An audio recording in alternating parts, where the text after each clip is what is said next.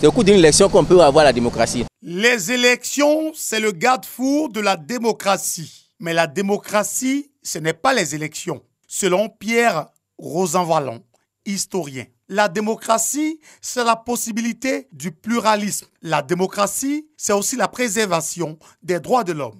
Droits de l'homme et démocratie, mais ces deux concepts intimement liés, en ce sens que les droits de l'homme garantissent le respect des intérêts de l'individu. Et donc, à son tour, la démocratie devient un environnement naturel pour la protection et la réalisation des droits de l'homme. Ce système politique a toujours existé dans les traditions africaines.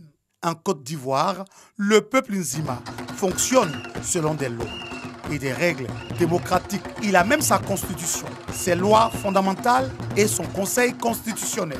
Mamranou Mamra, ça c'est la constitution, le nom. Maintenant, quand on parle de loi fondamentale, le nom change. On appelle ça Edoukwane Mamranou Mamra. Ça veut dire que ça existe. Maintenant, le conseil constitutionnel, on appelle ça Mamranou Mamra Nia Nia. Ça, c'est le conseil constitutionnel.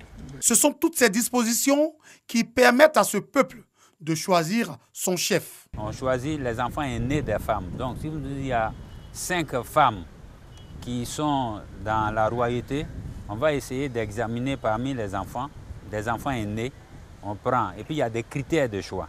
Même là, il y a une démocratie indirecte qui se pose. Même quand c'est la lignée royale qui désigne les personnes qui doivent accéder au trône, c'est bien le peuple qui se réunit, qui dit, oui, c'est vrai, vous nous avez proposé 3 personnes, mais nous, en fonction de certains critères, en fonction des comportements des prétendants, nous choisissons telle personne. Pour valoriser cette culture, le peuple Nzima célèbre chaque année la Bissa, une cérémonie célébrée depuis le 7e siècle.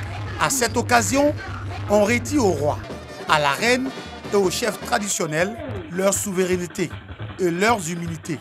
Ils sont critiqués sur la place publique. On fait tout ça pour ne pas que le roi menace des gens pour leurs critiques, ni pendant ni après. Voilà des dispositions qu'on prend pour permettre aux gens de s'exprimer librement dans la société Nzima. Qui fait que le monsieur qui vient, il dit tout ce qu'il a à dire. Cependant, ces critiques doivent se faire en respectant des principes. Quand on fait la critique, on ne critique pas pour soi. C'est-à-dire qu'on ne dit que ce qu'on a vu, on ne dit que ce qui est vrai. Et c'est ce qui se passe.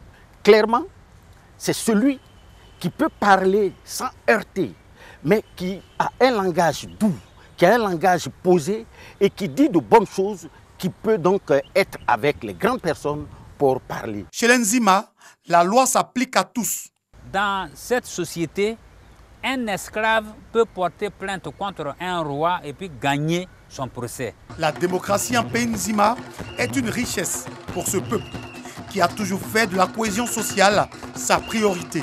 Une culture basée sur cette famille et qui dure depuis des siècles. Je vais vous dire une anecdote de feu notre premier président. Au cours d'un congrès, il dit vraiment imitez mes frères Nzima. Vous allez les voir se chamailler vraiment dans les trucs, mais ils ne viendront jamais aux mains, ils ne se battront jamais. Parce que le plus fort, c'est celui qui a la bonne parole, qui peut convaincre. Et c'est ça qui est important.